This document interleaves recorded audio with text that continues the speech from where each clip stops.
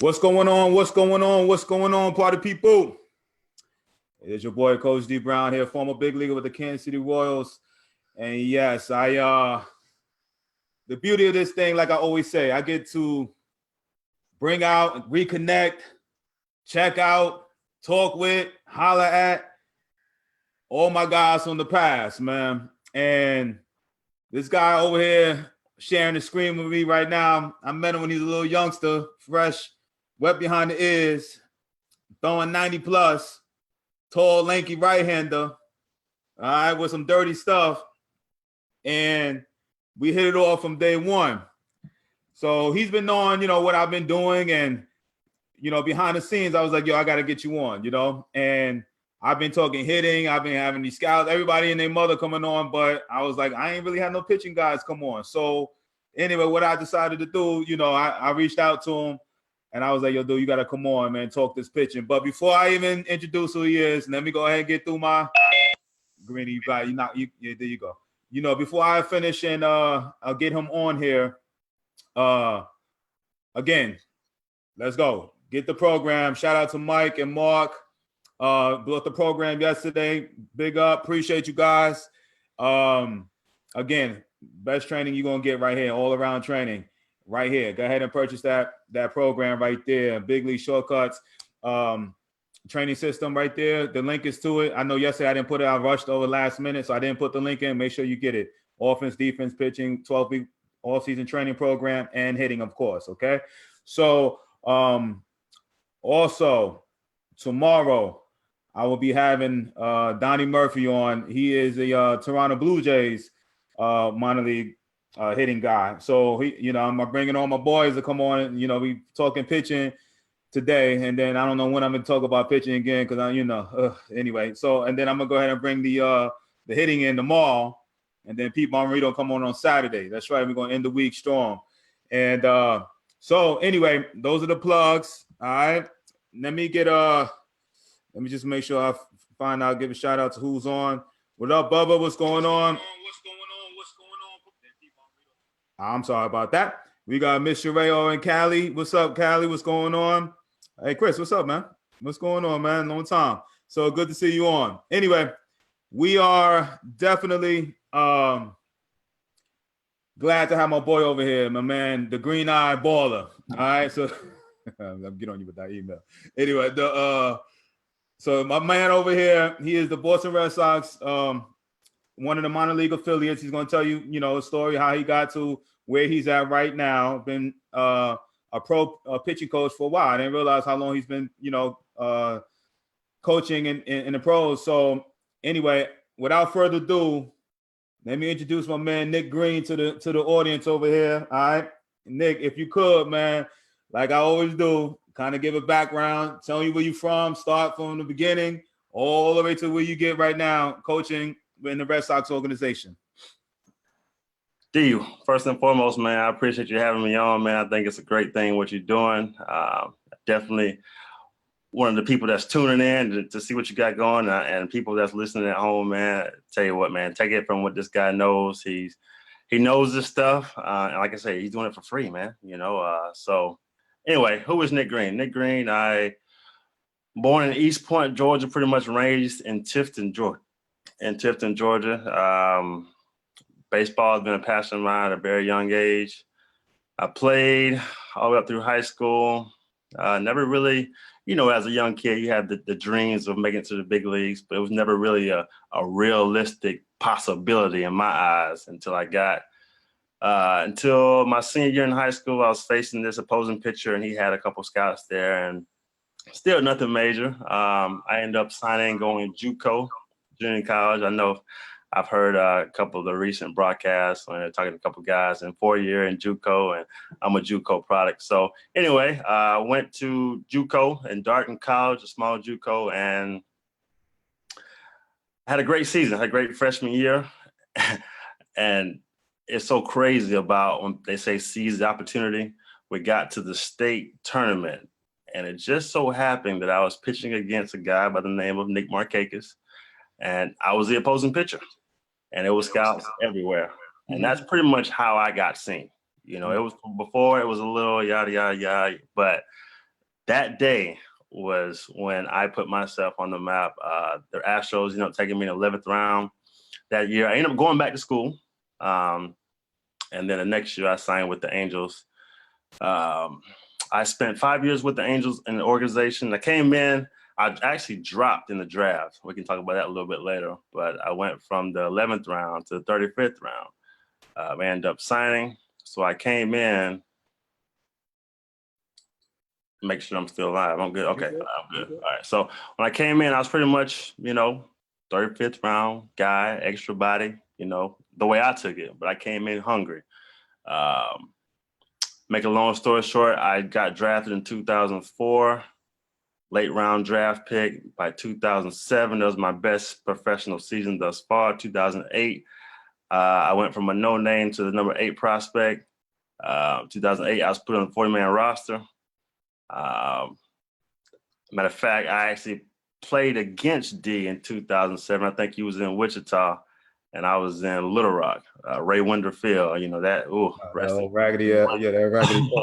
Yeah. And then had the pleasure of playing with D in 2008 in Salt Lake. So, great teammate, man. I tell you what, he actually took me under his wing. I get a lot of great knowledge, man. It was me. It was a great year, man. Great roster. Me, Nick Adenhart.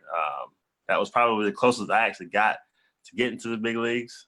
2009. Morales. We had some people that can play, man. Brandon Wood. Sean Rodriguez, right? Rodriguez. Sandoval. The list goes on. Yeah. Morales. Yeah.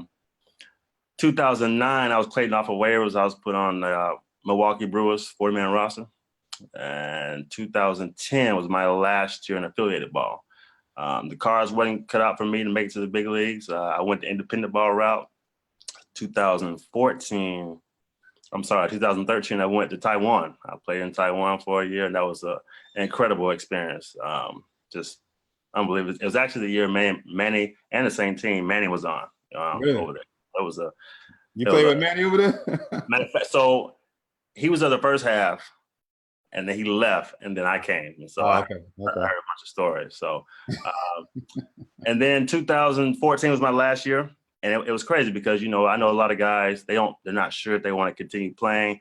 I knew that last season in Lincoln, Nebraska, Lincoln Salt Dogs, that last out, I knew that was my last time walking off the field.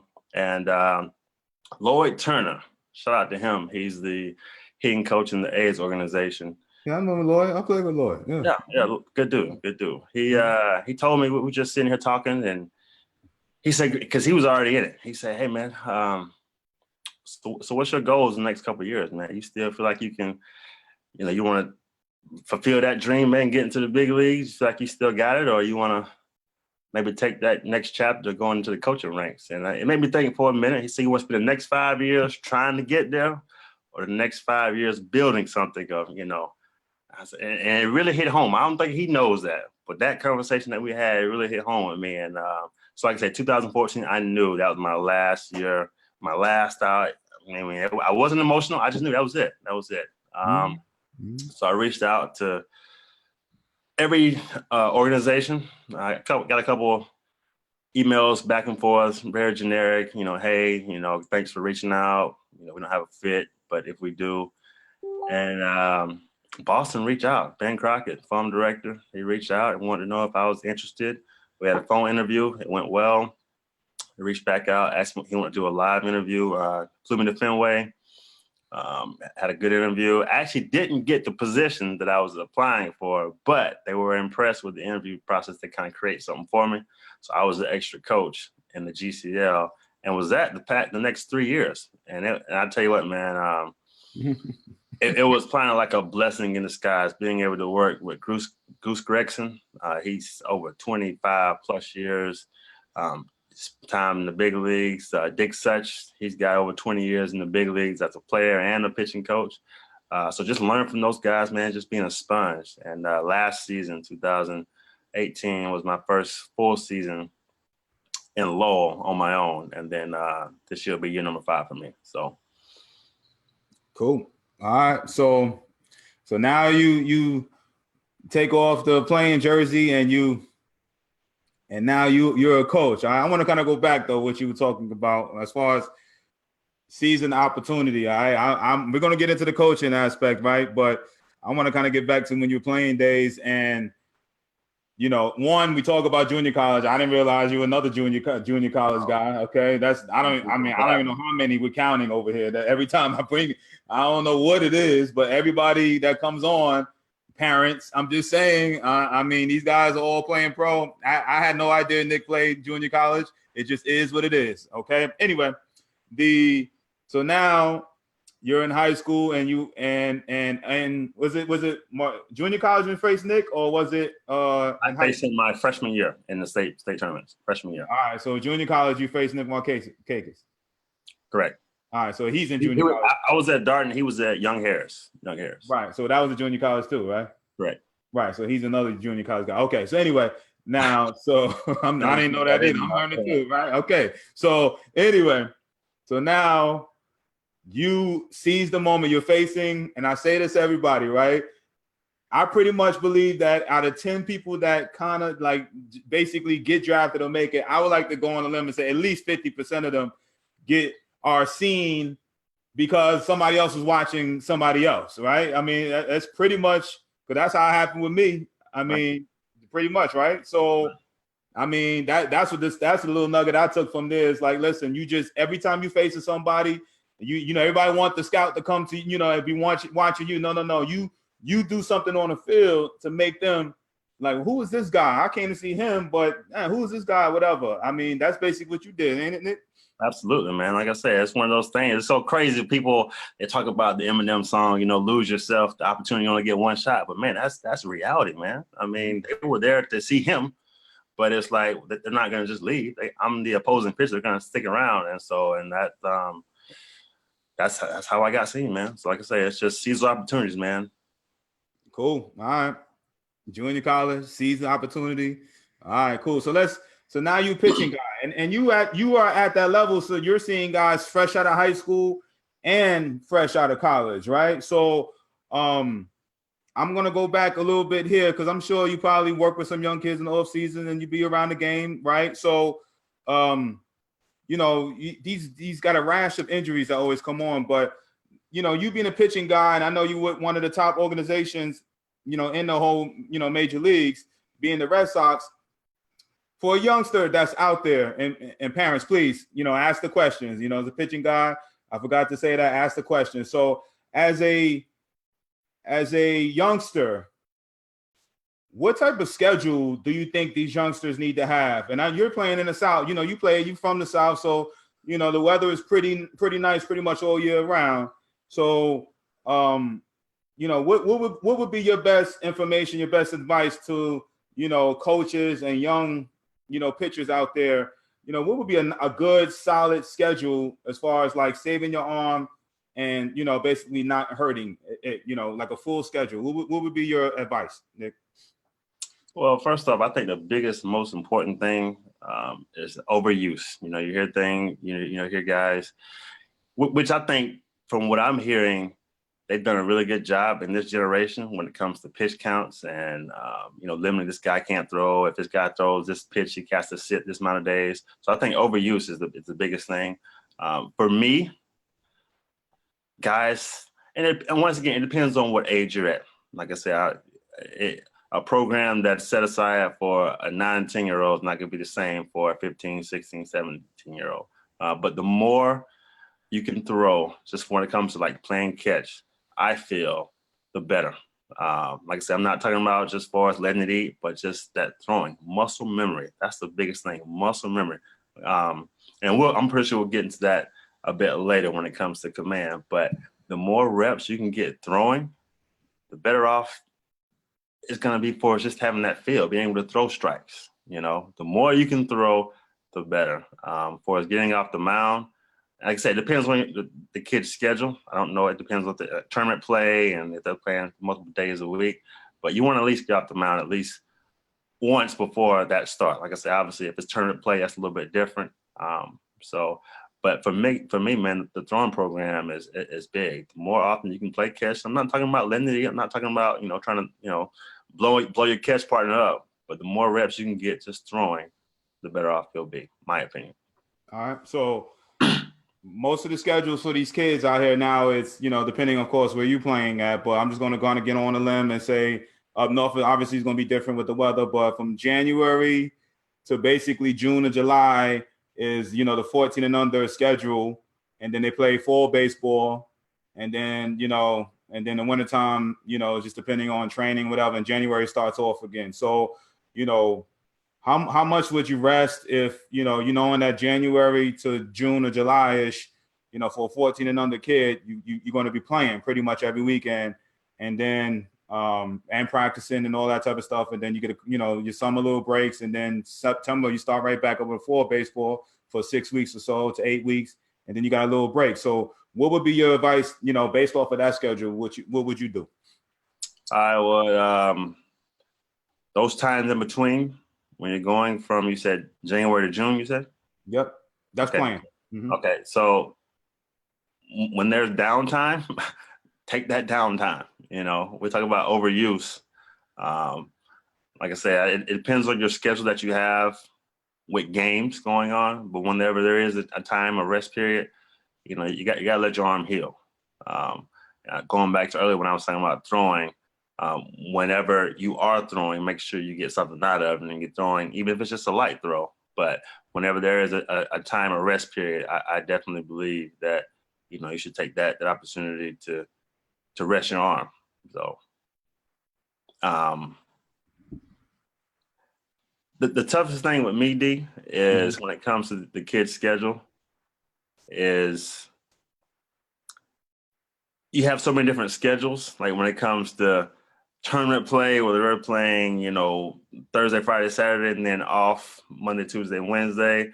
So like I said, it just depends on each level. I think it just depends on what you have going on, far as if it's tournament play or if it's just a regular season, two games, and then we're gonna have a doubleheader on Monday and then day off, doubleheader on Tuesday. So I think it just depends. So see, what I don't like is, and I didn't know this. I was blind to this whole thing until I got into the youth baseball. But man, these dudes, these kids, man, some of these young kids be playing 4 or 5 games a weekend, and it's like they'll pitch the first game on Friday, maybe come back Saturday, and most of these coaches, and most of the, I say U-Trip, right? I'm sure different parts of the country has different rules, but U-Trip is you can't pitch no more than 8 innings on any given weekend, right? So most coaches get caught up in the innings part, right? So the one kid can go out Friday night and blow it out, throw 100 pitches, right, and just pitch 3 innings, right, and throw 100 pitches. But because they're not thinking pitch count, they're thinking, pitches, just innings, because they're looking at, hey, we got him from 8 innings, but they don't realize the kid just threw 100 pitches on Friday, and then they bring him right back Saturday or Sunday to pitch again because he got 5 innings left. So the kid may go, if you don't know, if you're not really understanding, that kid may throw 150 some pitches on any given weekend with no real rest. You know what I'm saying? That's the only thing I ain't like about, I don't like about this whole, U-Trip, youth baseball thing, man. So that's kind of what I was saying with the weekend schedule. You're kind of going on like a high school schedule. Now, what I have seen, D, just talking to a couple of coaches, it would be better off if that team has multiple, I don't want to say horses, but multiple reliable pitchers, because I have seen you have a team where they have one good pitcher and they ride him to the wheels fall off. Like pretty much what you're saying, but if you have multiple guys, and obviously they're not going to, hey, we need them. Hey, can you go? How you feel? You have multiple kids that, hey, you got your pitch count. Hey, got this guy here. So in that situation, you're better teams, but that's something that I have seen, with my eyes that, you had that one team with that one good pitcher and they kind of, right. Yeah. Trying to win. Now, what's a weekly schedule for, I'm gonna go to the well, let's stay with the youngsters. Okay. So, I know you hear about the rash of injuries, and I'm sure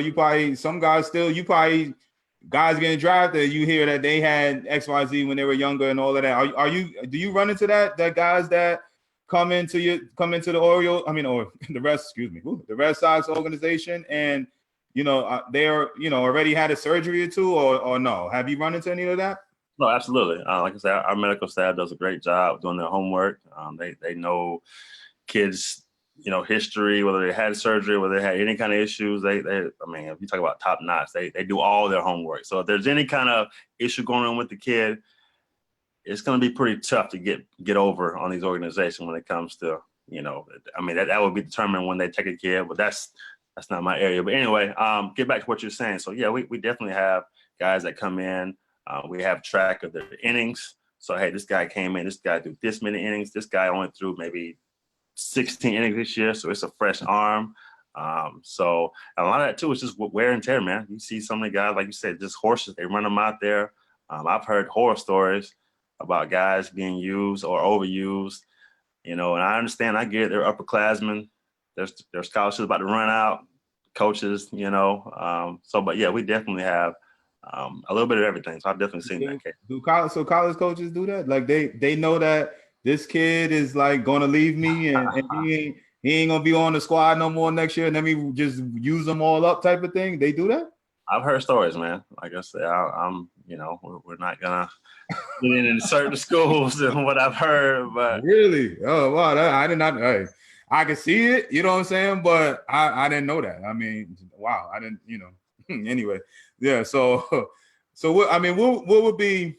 So those youngsters, man. So for these youngsters out here, because I mean, I'm dealing with a talented kid, and he's 13, and he's just. I just saw him this past weekend. He's just started doing light tossing. Dude had 2 screws put in his elbow at 13, and it's like, what is really going on? You know what I mean? And like, what would you say to the parents out here and coaches out here that I'm gonna say something that most coaches might not want to hear, but parents want to hear. Curveballs, man. Don't let your kids throw curveball. I would say at least. Now you look at the Little League World Series, they're all flipping them. They're throwing them, they're flipping them. I get it.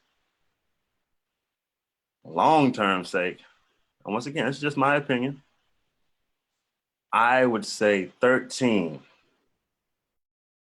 Maybe not just turned 13, but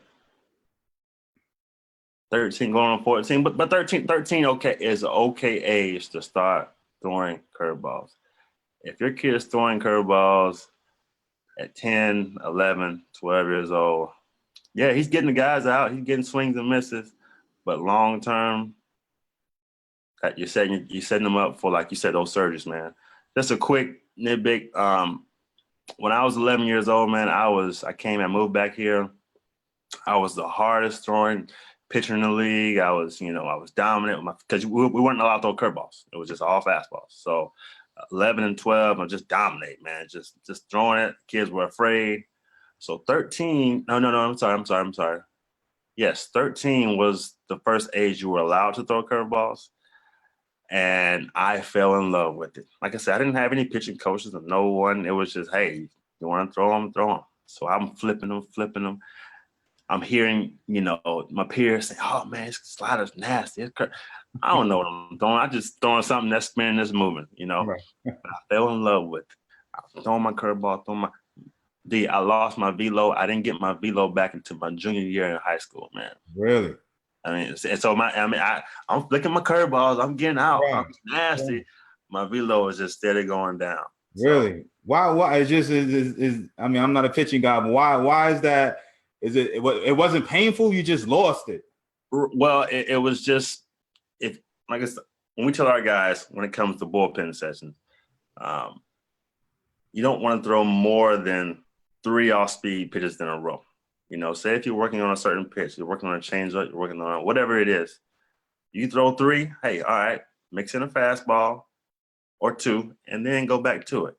The more you're on, like I said, muscle memory, the more you're doing this or whatever you're doing, if you don't get this back, and all your muscles feeling is this, this, and this, and now you go back to this. Whoa, whoa, whoa, whoa, whoa, whoa! The muscles going. Wait a minute now.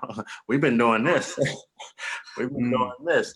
So you lose the velo, man. So it's very important, man. Whenever you're working on pitches, and I know it's kind of jumping from different. No, I mean it's good information. But, whenever you're working on a pitch, I definitely recommend, mixing that fastball so you don't lose it. So, because it will happen, and it does happen all the time. Okay. So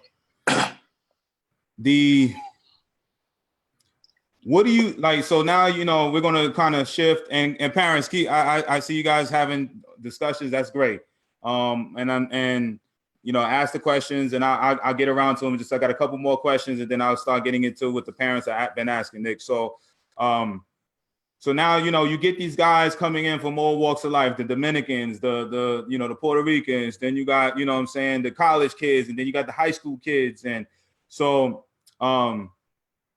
when you get a young guy that's getting drafted, what is the biggest challenge as a pitching coach, especially at the level that you're on? What do you see the biggest challenge? I think it depends. When it comes to young high school kids, these guys come in, I don't want to say intimidated, but they're looking to the right, they're looking to the left, and they see the bullpen sessions, and maybe they've been throwing, 91, 94, and they look to the right, my man here's a lefty throwing 97, they look to the left, my man here's 6'7", throwing 100, and they get intimidated, Right. The biggest thing when it comes to high school kids, because most time the high school kids, they just rely off the fastball. They got a good arm, they're throwing 95, 96, and they're throwing. They're not pitching, they're throwing. So they're throwing that fastball, throwing that 98, 97.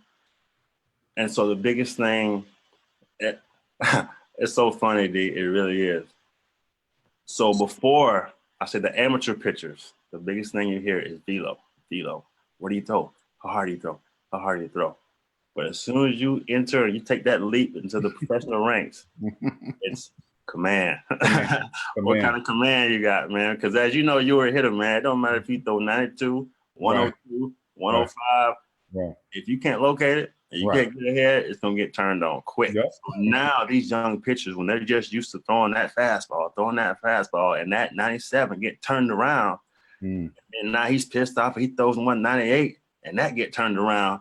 It's like, oh, it's deer in headlights. I got to pitch, So that's the most challenging thing when it comes to the very young kids. I think the older kids, say, the prestigious university guys, and I don't want to say any schools, but just, these SEC or ACC, these big time schools, the biggest challenge with those guys coming in is top tier organization, top tier program. They come in, I don't want to say they know it all. They think they know it all. They kind of got a chip on their shoulder. Hey, man, I just come from such and such. Right. And for me, hey, my job is to get along with everyone. So with those guys, the biggest challenge is I'm just going, all right, hey, you're here for a reason. Do what got you here. Whenever you're ready, hey, I'm here, And it's a term that I know you probably heard, but a lot of people don't understand, or it may sound crazy, but when it comes to guys like that, even just in general, I'd rather a kid fail early than fail later, okay? Because going back to what I was talking about, the college kid, hey, all right, you got it. Do your thing, man. So now he has a bad outing. Now he has 2. Now he has 3. That's when they're all ears now. They're all ears now. What you got for me, Green? What you got? Before it was, hey, hey, this is what we do in such and such. All right, hey, So with those guys, once those guys fail, then it's like, okay, what you guys been doing, So that's what I heard, like with the pro coaches from the guys that I know, like yourself, is it's different where, when you're young, when you're college and, younger, you're going to them, hey, this is what you're doing, boom, boom, boom. But when you guys, these guys are getting drafted, they're signing for high money, or, they got theirs. They got the Red Sox uniform for a reason. So they think they know what they know, and they don't want to be messed with. So you gotta, So as a coach, you gotta find, kind of hold back. Like, yeah, you know what he's doing wrong here and there. You just gotta wait for him to realize what he's doing. Get, a couple bad outings. I heard the same thing with hitting, and then that's when he's like, yo, I need help. What's going on? That's when you get him, right? Because absolutely. Like I said, it's just, and it's not all cases, but usually I would say in every draft class, you have one or two that's stubborn. No, this is what I've been doing. This is, all right, man. Hey, go get him. And after a couple bad hours, when that ERA starts to go upward, man, then that's when they're coming to you. So yeah. So it's funny. I want to go back a little bit because I tell, I'm dealing with the youngsters, man. So they get so enamored by this velo. Oh my God, coach, he throws and I said, listen. I said, if it's straight, I said, the older you get, if it is straight, you're going to run to the back rack and get your bat. I don't care how hard you think he's throwing. I said, because what you just said, right? Them dudes come over there out of college and high school throwing 95, 97, blowing everybody away. But I said, when them dudes over there time you up and it's straight, it goes a long way. So, man. I mean, I tell the guys, listen, I say, don't get caught up. I said, just stay short. You're going to smack the ball hard.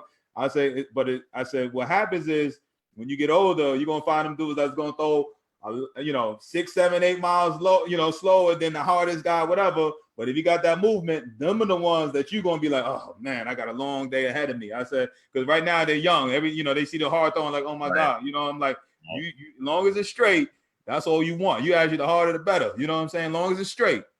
Right. Absolutely, man. Obviously, that deception, that movement, that sink, this day and age, cutting, it's got to be doing something, right. And if not, and you have some of those kids that throw hard and they just miss back. The ball is straight, but those kids better be able to spot it up, you know. So it's not impossible, but you got your work cut out for you. So.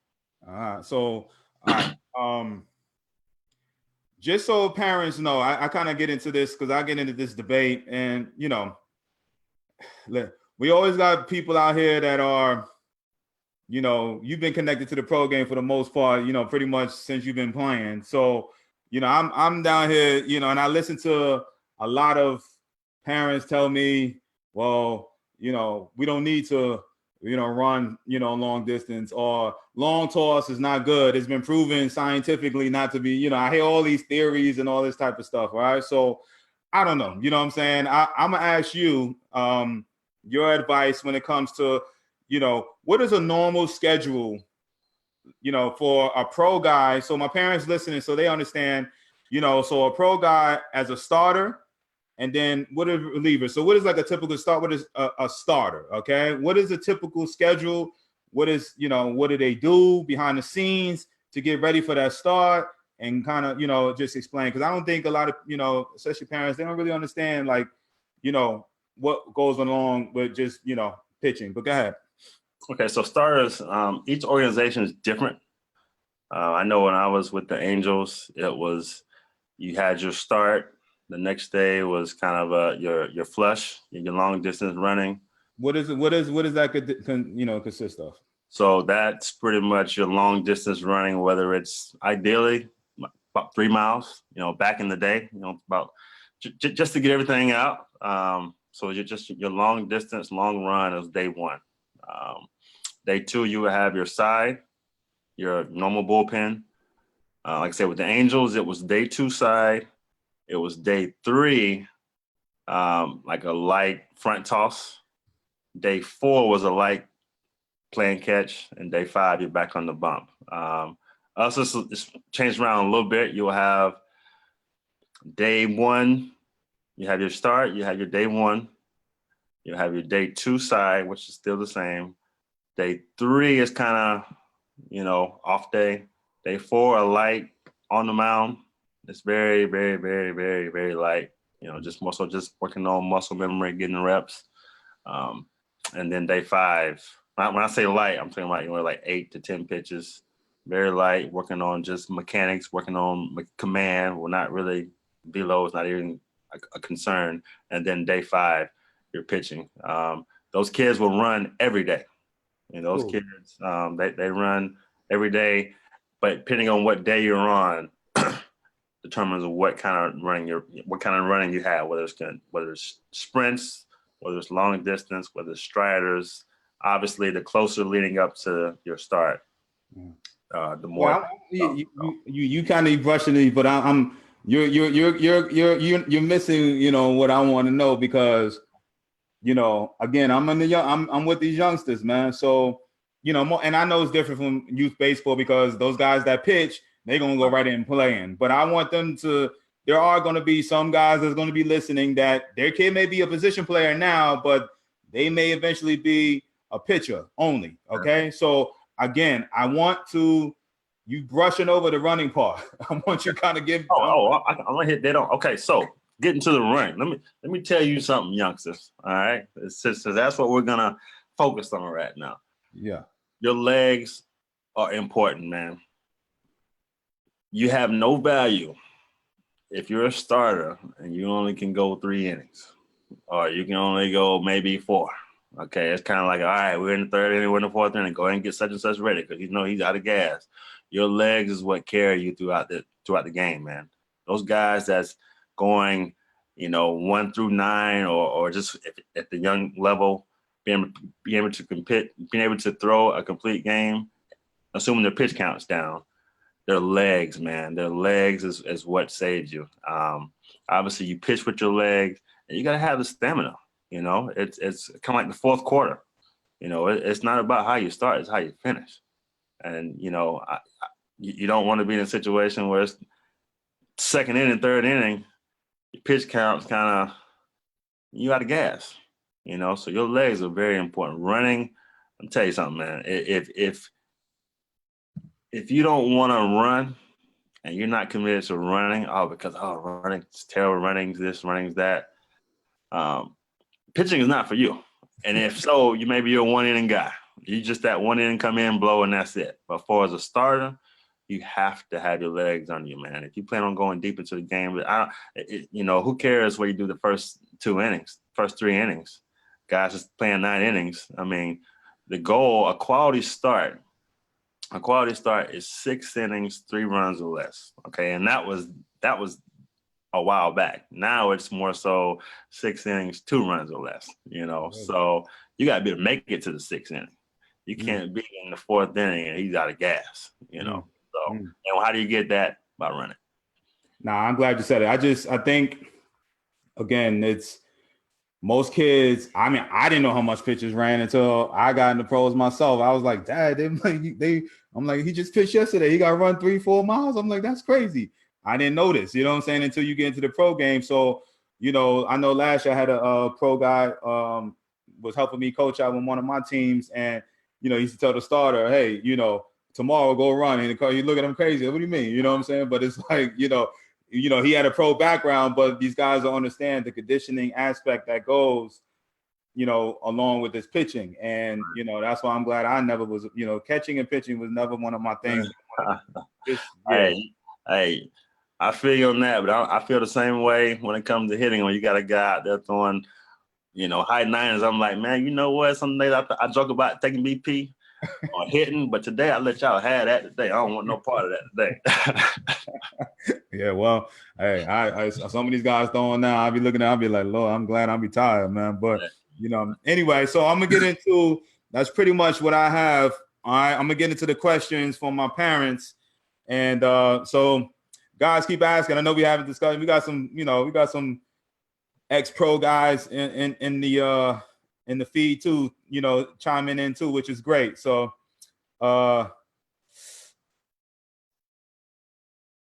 Mark in Indiana asks, what all-season workouts would you recommend for like a 16-year-old? Off-season, 16. Now here's the thing, D, something you got to keep in mind. So our strength and conditioning staff, they put together everything individualized for every kid in the organization. Right. I don't want to come in and say you should do this, this, and this, and this, because I'm more so on the field Right. pitching stuff. But let me ask you this. So what are you thinking? What are you thinking? Give me a broad view of an 18-year-old kid who can throw, is fresh out of GCL, that the trainer gives them something to work on in the off season. You know what I'm saying? So it ain't obviously the amount of weight, the how strong they ain't there yet, but Right. and throwing program. So just kind of give me a little, a broad view of what you think a 16-year-old kid should be going based off an 18-year-old GCL kid. Okay. So definitely, obviously, you working on your lower body. I'm not a big fan of, from what I've seen, guys going in the weight room and just trying to put up the biggest rack of whatever, bench press, this, that, and the other, especially when it comes to pitching. You don't want to be tight. You want to be on the mound. You don't see too many. I mean, you got Bartolo Colon, but you don't see too many pitchers that's jacked. That's your position players. So obviously, lesser weight, the more reps will be better off. I think the biggest thing, D, when it comes to velo, we talked about it before. Long toss, man. Long toss. Velo, long toss. Now, I know they have different programs out. I know I've heard about on numerous occasions. I know they got the drive line. Kids are, they're all participating in that. But long toss, I feel like that's the best way to get your velo. So, like I said, I hope that answers your question. I don't want to, like I say, give a kid false information, this, that, and the other. But like I said, I'm more so on the field. This is what's going on here. I got you. So listen, the next question. Let me go back. I'm sorry. It's a lot of. I love the engagement, guys. I'm trying to keep up. I guess I gotta bring the damn pitching guys on more often because man, I'm trying to keep up with all the comments and everything. All right. The best exercises for pitchers. I guess it's kind of the same thing. Definitely getting some bands, man.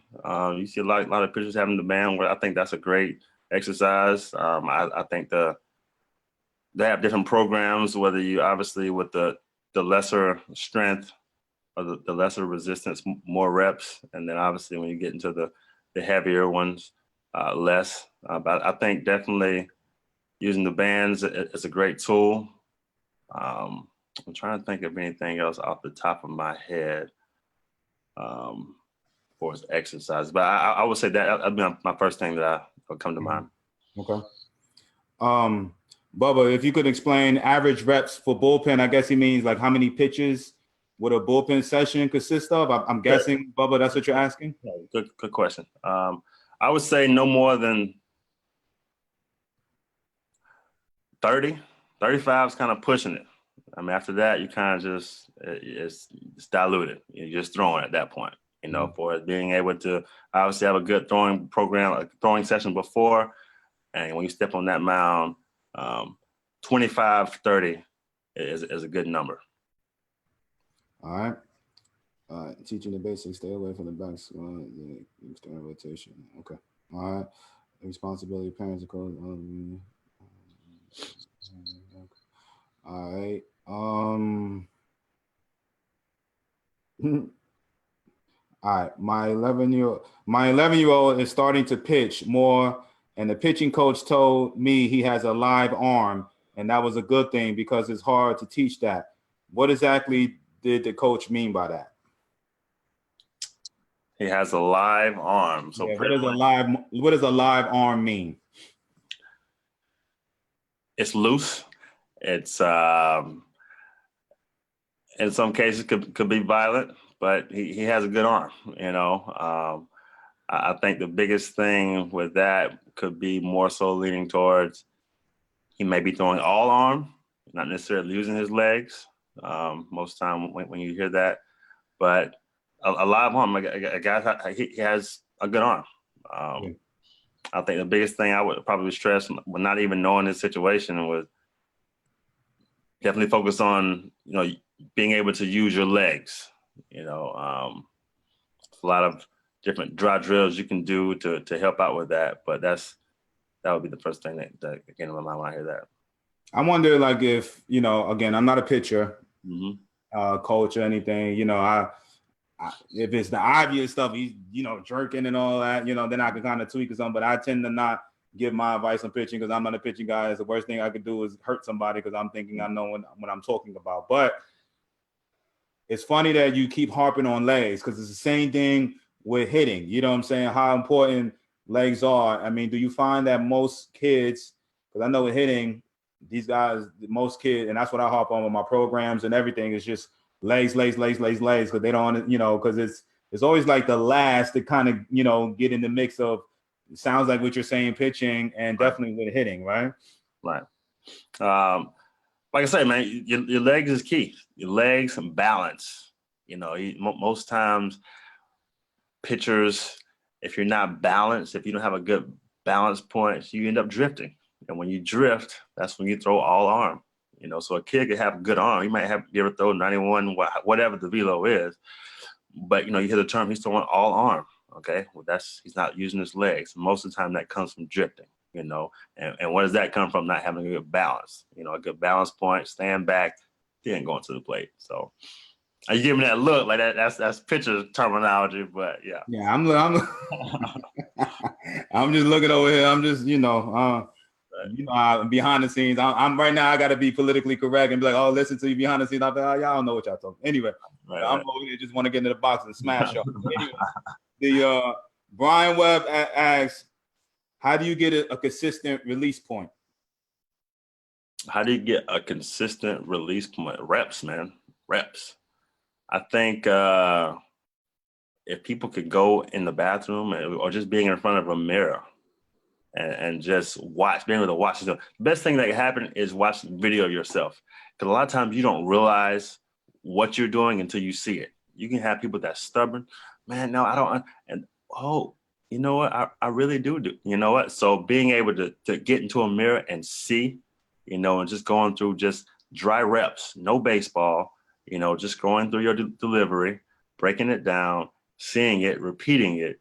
That's the best way to have a consistent delivery. Nice. All right. Chris out in Philly asks, is it out of the question for a small 14U pitcher to add 5 miles an hour in a year? And he's saying swimming and gym work in the winter. Oh, that's a big jump, man. 5 miles an oof. Hey, anything is possible this day and age, but I think 5 miles an hour in 1 year, it's been done. It can be done, but I wouldn't push to say that's the goal, to add that in 1 year. You got to realize these kids have to grow. The bones, they're going to have to grow. You have a kid, like you say, they're late bloomers. You have a kid in the 8th grade, and he looks totally different by the time he gets to 11th grade. So, I think a lot of parents, a lot of kids have to realize, you got to let nature take its course. You got to let these kids grow too. So. Brian again asks, how do you get your kids to relax their arm to increase arm whip? How do you get the kids to relax their arm? So I like to tell my guys, think hard late, not early. So what that means is a lot of times guys get in this position and they're thinking hard here instead of thinking hard at that point. Okay, so obviously that's going to be free. If you're thinking hard here, when you're here and you're getting ready to throw, you're tense. You're tense up in here, everything's tense. All right. So, and obviously if you're tense, you're not loose. All right. So you're tense. So if you think hard late, you're normal, you're natural, and you think hard late, and at this point, you let it go, and then that's when you see more free. So if that makes sense. But like I said, I think hard late instead of hard early. I like it, man. I ain't a pitching guy, but I like it. I get it. Don asks, his son is a D2 pitcher and is a lefty. Should what lifting should he do to gain velocity? He's throwing 84 right now from the left-hand side, D2.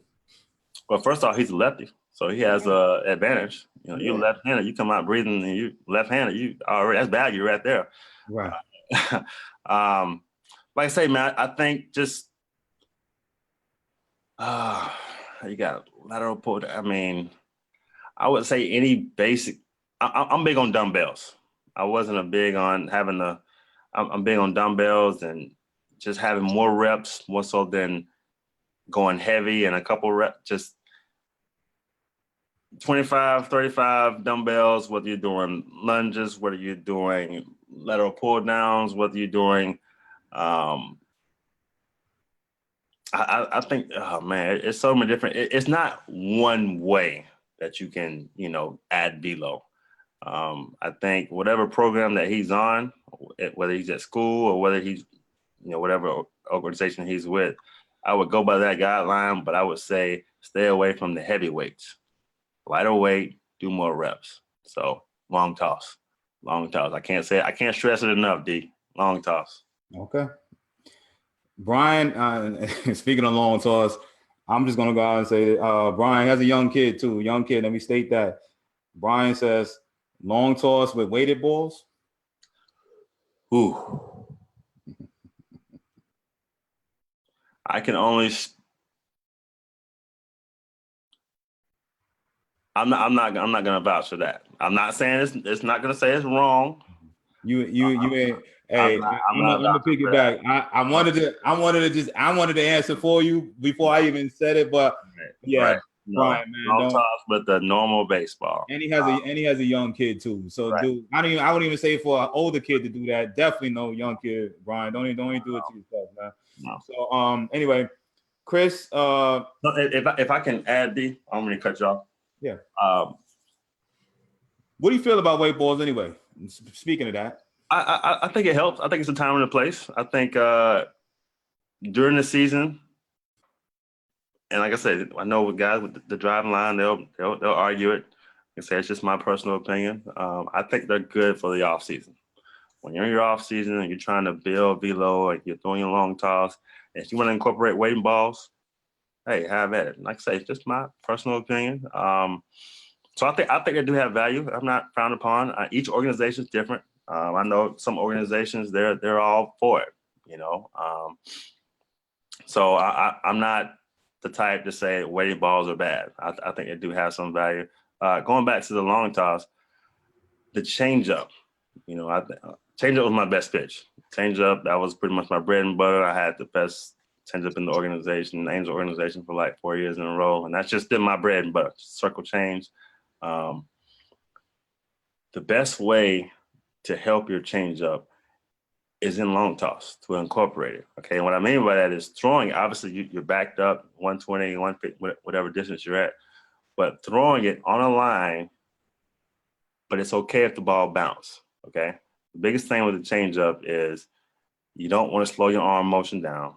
It has to come out of your hand like a fastball. So with long toss, what that does is in order to get that far, you have to extend. You have to really throw it. So it's going to translate to on the mound. You have to really throw that pitch to get, the action you want. And the best way to do that, because a lot of times you see a guy throwing the fastball, change up, they baby it. But with that long toss, you have to throw it to, get out there to get to your partner. So it's okay if it bounces. So change ups, long toss, throwing. Okay, that's incorporate the change up and your long toss. Not a whole lot. Maybe if you just threw 6, you just to throw, get a feel for it. And every day or whenever you're doing any long toss, your throwing program, that's the best way. Muscle memory. I can't stress that enough. Either D, muscle memory, man. When it comes to command, that's how you get it. So that's good information, man. All right. So Chris asks, he's a proud papa of a crafty lefty. He, as I said, he's a crafty lefty. Tosses tops on a great. He tops out at 60, miles an hour on a great day. Do we keep chasing the, velo dream, what I'm saying, or just let him be himself? He's how old again? He's 14. 14? Mm-hmm. Give him a chance to grow up. He's fine. He's fine. Seriously. Don't panic on the velo. It could be just one summer and then it comes. Like the guy was saying before, you get that 3-4 miles an hour. Like I said, if he's 17, 18, and then we're talking about velo, and then that's a whole new game. But and even then, you know, you have some kids, D, that they don't really come out of their cocoon until they're 19. Right. You know? So I think, like I said, don't downplay that, parents, about letting your child grow. You know, their bones, their muscles, giving them a chance to grow. So if a kid's only throwing this and this and this at what age, don't panic. Okay. Jesse in Vegas asks, could you please talk about the kids that just throw flame with minimum control and kids with less velo with a higher upside with the pitcher's mentality? I think when it comes to the flash and, you know, from scouting, or when it comes to just the wow, obviously the kid that throws hard is going to be more attractive. One of the biggest things I preach and that we preach is, hey, strike throwers. You know, obviously you need the velo to get into the pro level. And you need to showcase that. Okay, he has the arm, but at that point it's, okay, what can you do now? You know, you got to be able to command that. There's guys that you see that's throwing 98, 100 miles an hour that's repeating levels that can't make it out of the GCL level. That's repeating. It's 4 years now, and they're still there on the verge of possibly getting let go. And it's a plus arm, but they can't throw strikes. There's no value. So you right now, I want to stop. You got guys right now in your organization that when you're saying GCL, like most guys, you know. Well, I'm just saying throughout the league, you see guys that's, like, man, this guy's still here. What is he doing here? Right, and he's throwing 100 miles an hour, and he possibly can get released throwing 100 miles an hour. Hey, one thing that you know, D, each year that age goes up. And so when you came in, you were 18, 19 years old, and now you're at the same spot, and now you're 23 and you're at the same level. Now it's like, hey, it's a number games, man. It's a draft every year. It's a draft every year. So yeah, you see that happen. Yeah, I tell the story all the time. I'm going way back. You have to be, I don't know. Anyway, this guy named, you probably ain't gonna remember him yourself. You still young too, but Miguel Batista was his name, and he ended up winning the World Series the year with the Yankees in 01. But I played with him in 2000. When I tell you, I never seen a dude throw 100 miles an hour get hit so hard in my life. I mean, I'm talking about straight bullets used to be hit off of this dude. And I would sit there, guys would lace him, and I'll look back at the you know, the miles per hour, and it'd be 99, zeros all across 100. I was like, I never seen it. He got released from a last place team throwing 100 miles an hour. And so, you know, my whole thing, velo is not controlled. Like you said before, those guys in the pros,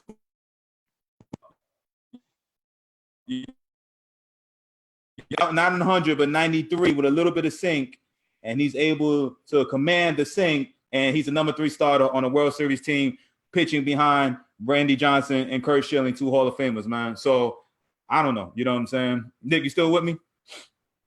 Yes. Can you hear me? Okay. Yeah. You're kind of freezing on the screen, but all right, as long as you, yeah. All right. So Benny asks, what's better, a running up velo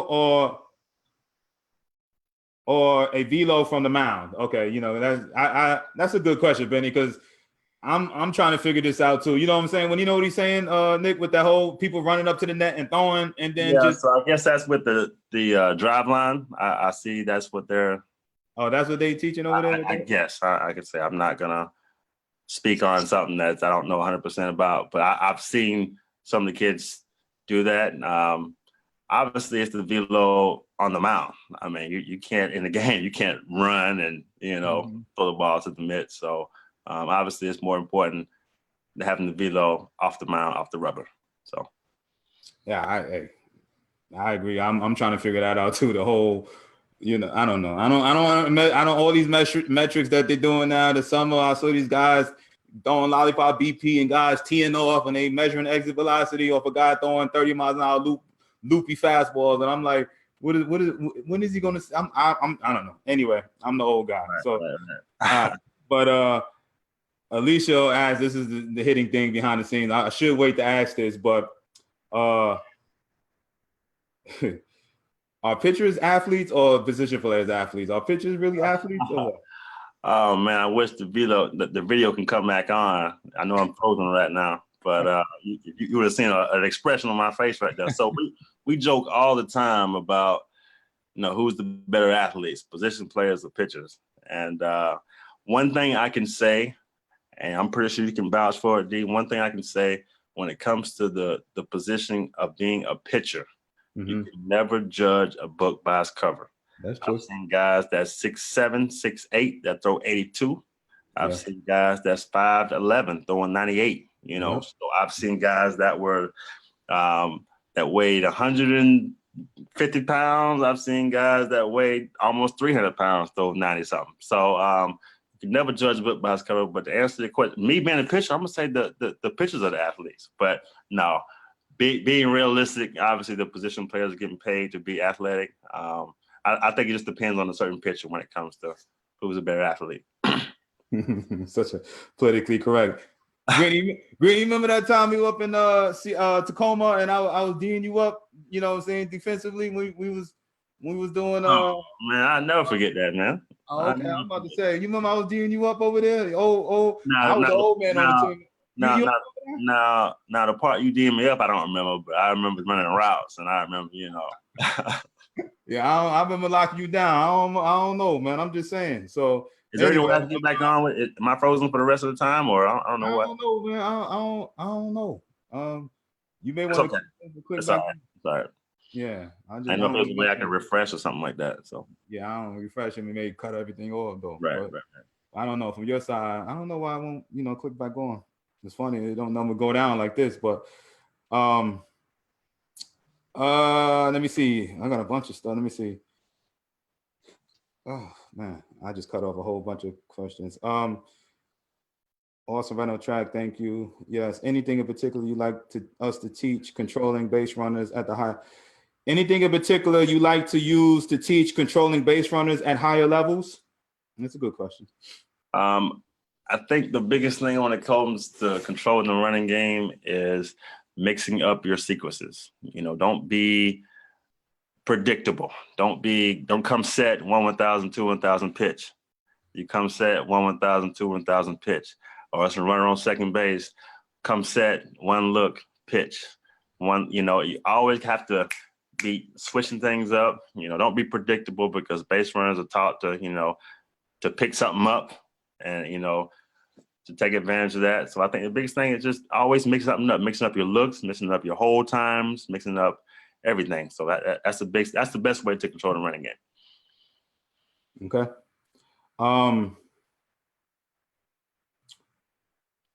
Let me see. Ms. Charette, out in Cali asks, what are the chances a player can play two positions? My son is a left-handed pitcher, and folks saying he will have a chance. He would have to choose one in college.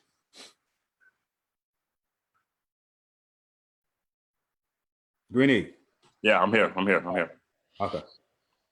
Did you hear the question? No, say it again. Okay. Mr. Ray and Cali asks, what are the chances a player can play two positions? Question mark. My son at the pro level or just in general?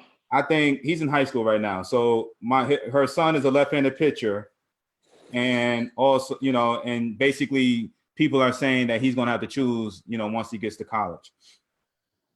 So what are the chances somebody can play two sports in college? I think it's possible. Obviously, you see it more so in college than you do at the pro level, but you have those special situations where we can't turn this down. This kid's a phenomenal guy in the field. He can hit and he can throw. He has value at the arm position too. So I think it's very possible. Okay. We have Brian asks, what's a good secondary pitch for a young kid to master? Changeup, curveball, cutter, or two-seamer? How young are we talking? What age, I think Brian's kid is 10, 11-ish. You know what I'm saying? Change up. Just or if you want to say a slower fastball. The biggest thing is messing up the timing, but stay away from that curveball. Not until I'm about to talk to my boy Brian. He asking these, he's the one saying one of those asking them weighted ball long toss, man. Brian, man, listen, dude. save your kids on, man. I don't know, man. Shoot, we gotta talk behind the scenes, man. But right. Yeah. So anyway, you said change up to that, Nick? Change up, yes. No, stay away from the curveball. Pretty much, if you want to throw a slower, if you want to say like a slower fastball, but I would say like a straight change. That's the best way to go with that at that age. All right. All right. So Jamie asks again, you know, what does a live arm mean? I think we answered that, Jamie, if I'm not mistaken. You know.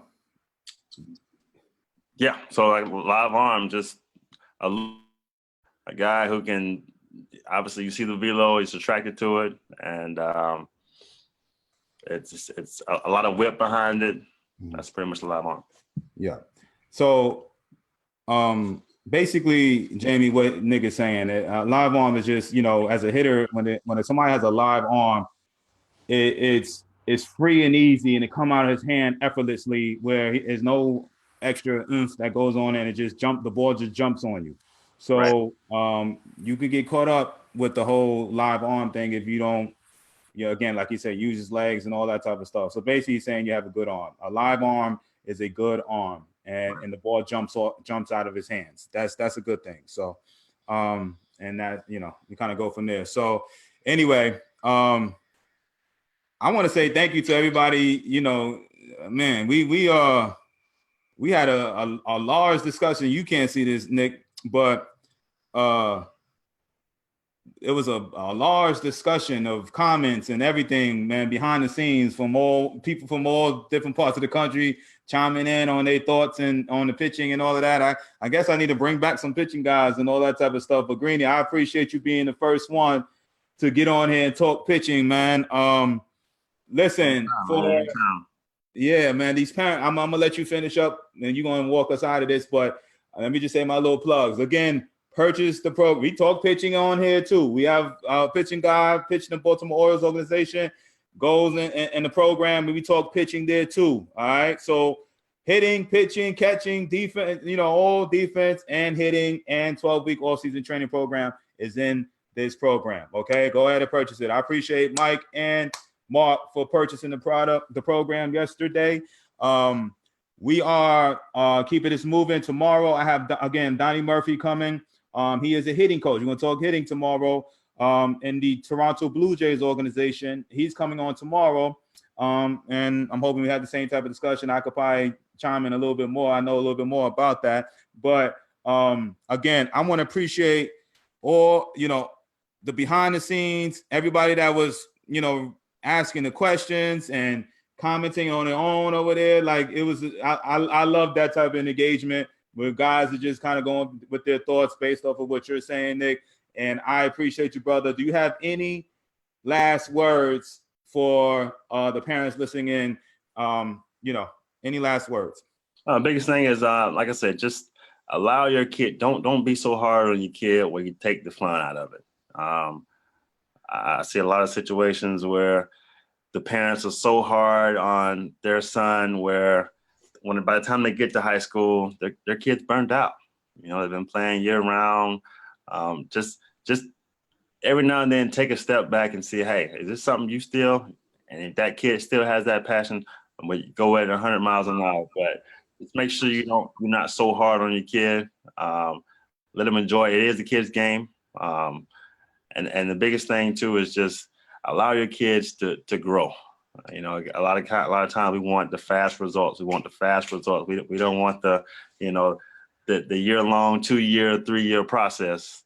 We want the results now. You know, so allow your kids to grow. Keep the fun in it. And like I said, I wish you guys all the best. And once again, D, thanks for having me. No doubt about it, man. Greeny, it's been a pleasure, my brother. So good to see you. I mean, I know you're frozen now, but the first 30-some minutes, man, it was good to see you, man. It's funny, like you know, some of my boys, I ain't like, this is the only way I guess I get to see you, but I ain't seen my boy in it's been at least almost 10 years, right, since I seen you, man. So it's been a while, man. Yeah, so it's good, man. Congratulations on the family and everything. I know everybody here is saying thank you. Great, you know, great live show again as usual. So tomorrow we're gonna talk a little hitting. Greeny, man, appreciate, love you, my brother, man, and stay in touch with you, man. Stay in touch with me, I should say.